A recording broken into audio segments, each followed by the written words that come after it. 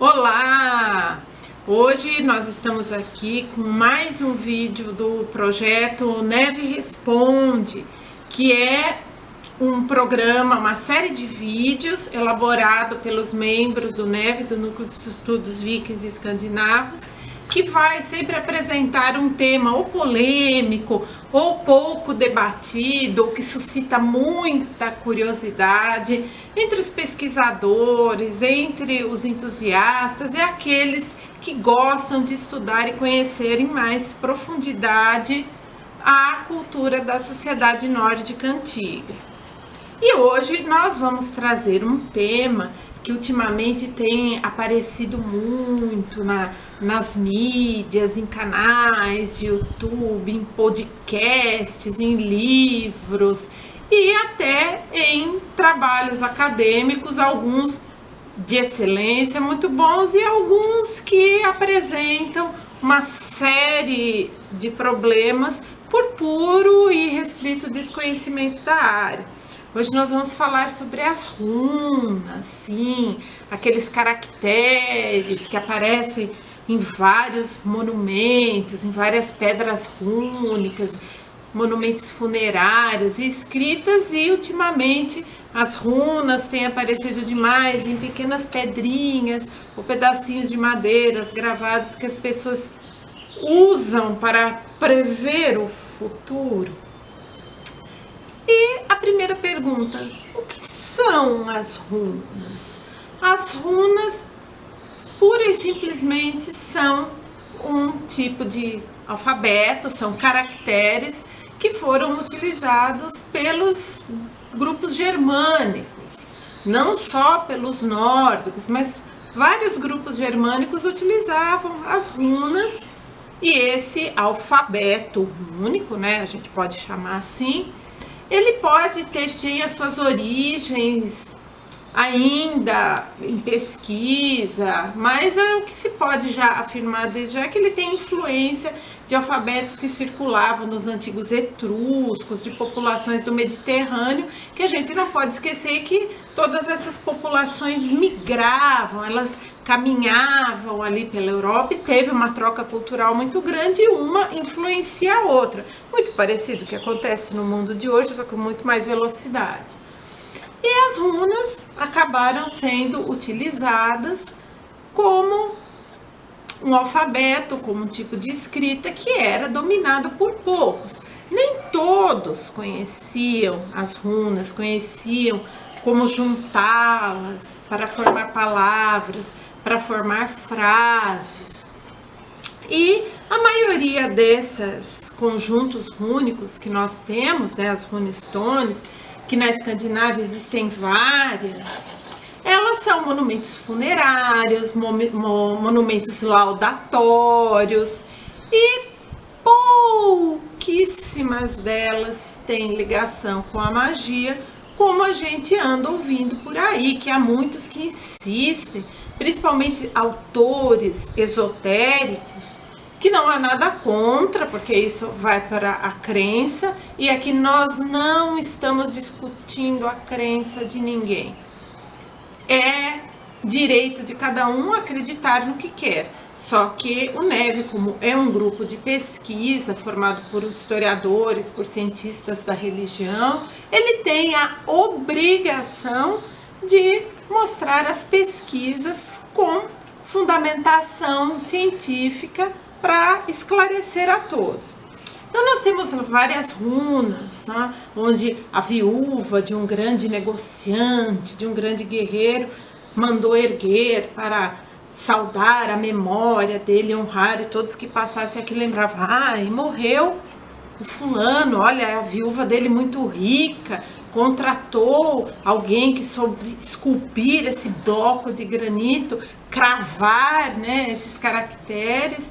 Muitas vezes a pessoa que passava a ver isso, ele não sabia o que estava escrito ali, mas ele sabia que aquela pedra bonita, com aqueles caracteres gravados, era algo para honrar a memória de alguém que já havia falecido.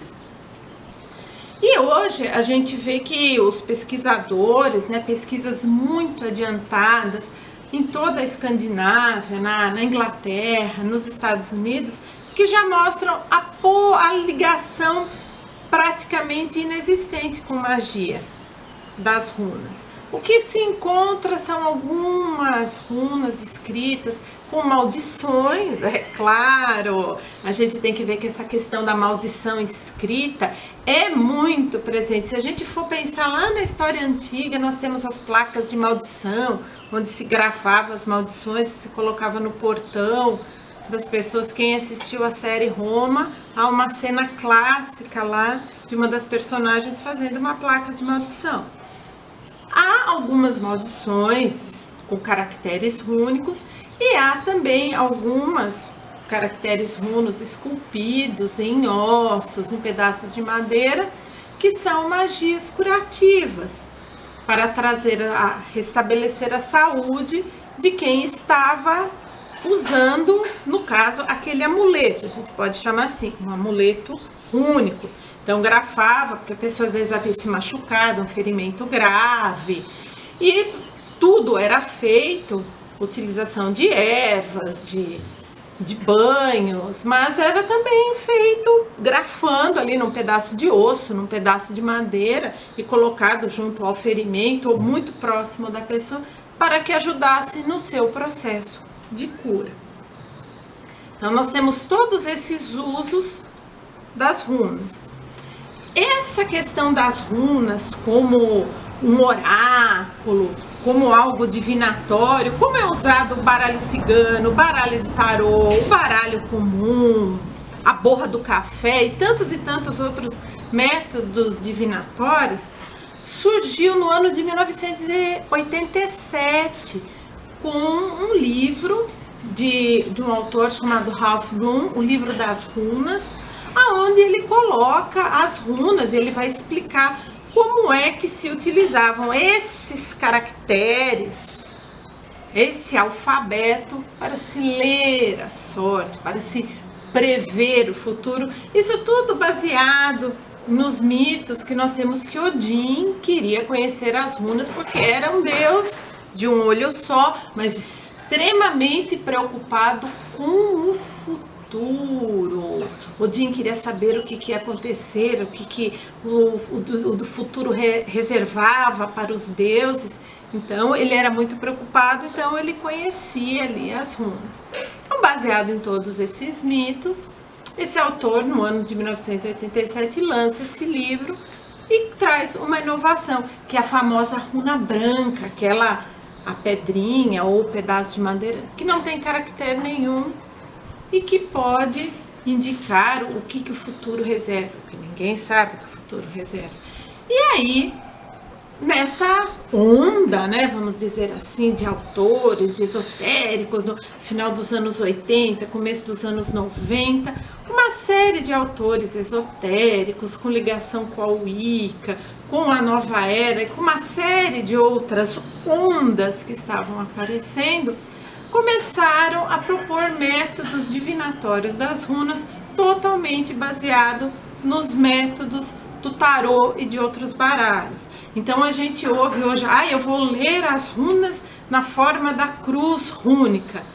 A cruz rúnica nada mais é do que a cruz celta do tarô, para quem já conhece, tem alguma familiaridade.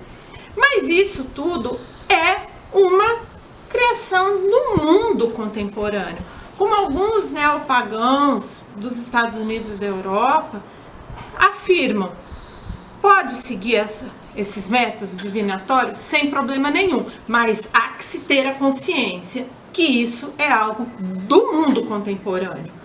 Não é algo que os vikings ou os nórdicos antigos faziam. Eles não se sentavam à mesa, vou pôr a cruz rúnica aqui para ver o futuro, para ver se a nossa empresa de colonização vai dar certo, ou se a nossa empreitada de saques dará certo. Isso não acontecia, isso é algo nosso, do mundo contemporâneo. A mesma coisa do método de tiragem, colocar as runas em um pequeno saquinho, chacoalhar e retirar uma e dizer: ó Pai Odin, Senhor Todo-Poderoso das runas, dizei-me o futuro, e pega uma runa. Isso é algo do mundo contemporâneo. pode fazer sem problema nenhum, desde que seja extremamente cônscio. Isso é uma criação moderna. Jamais, em hipótese alguma, os vikings, os nórdicos antigos, fariam uma coisa dessa natureza. E ainda nessa onda esotérica, também agora está uma grande onda da yoga rúnica. Vamos fazer a yoga que os antigos nórdicos faziam, a yoga dos vikings. Quem já leu uma saga, quem já leu algum poema édipo sabe que a única coisa que os nórdicos não iam fazer era posições de yoga para se sentirem com a energia fluindo. Isso é algo do mundo contemporâneo. Mesmo que o Monty Python tenha tido a liberdade lá no filme do Eric, o Viking, colocar uma nórdica fazendo uma posição que ela estava orando a Buda, aquilo foi uma brincadeira, uma piada, porque dentro da ficção tudo pode.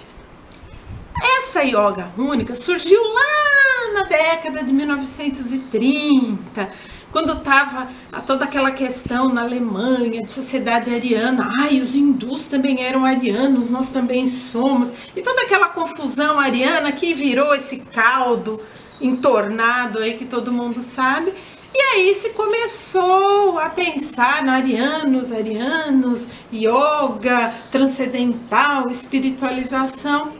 Mas aí, como tudo na vida, a questão da grande sacada e de se aproveitar do que é histórico para referendar as próprias crenças, algo extremamente perigoso que não deve ser feito.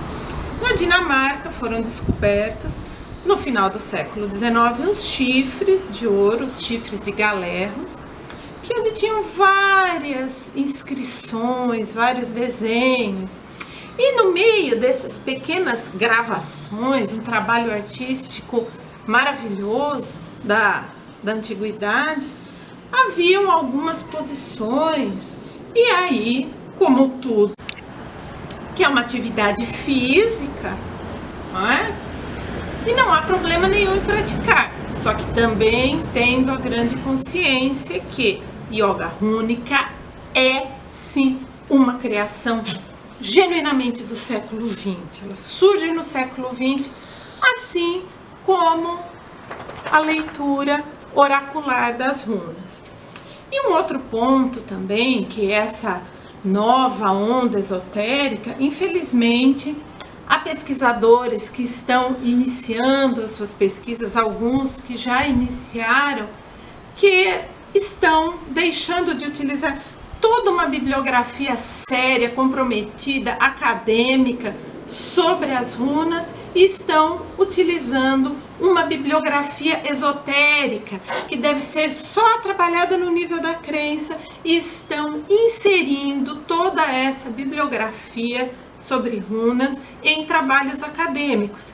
E isso é perigoso, porque a gente vê num trabalho acadêmico, os vikings utilizavam as runas para fazer com que a energia circulasse dentro do seu corpo, dentro da sua espada. Isso não existia. A única coisa que eles não estavam preocupados era com energia circular, porque energia é um conceito lá da física, daquela disciplina lá das ciências exatas que a gente vê no ensino médio. Essa coisa de a energia fluindo, isso é um conceito esotérico que está no nível da crença e não deve ser mesclado quando se vai se escrever um trabalho acadêmico, um trabalho científico. Então, é preciso saber separar as coisas. Utilizar para se pesquisar runas trabalhos acadêmicos, porque como já foi dito, assim, vários, sérios, comprometidos. E há aqueles que são esotéricos, que ficam no nível da crença, que podem e até devem ser mais estudados, mas sempre por um viés criterioso e científico. E não se deve, em hipótese alguma, sair por aí propagando que eu estudo runas como oráculo e isso é historicamente comprovado. Errôneo. Como já foi dito, a pesquisadora desse livro amuletos rúnicos aqui já nos fala que as runas eram utilizadas muito pouquinho para pequenos amuletos de maldição e cura e muito usadas para laudação, para honrar aqueles que já haviam morrido. E nós terminamos nosso vídeo aqui. Assine o nosso canal e até a próxima. Tchau!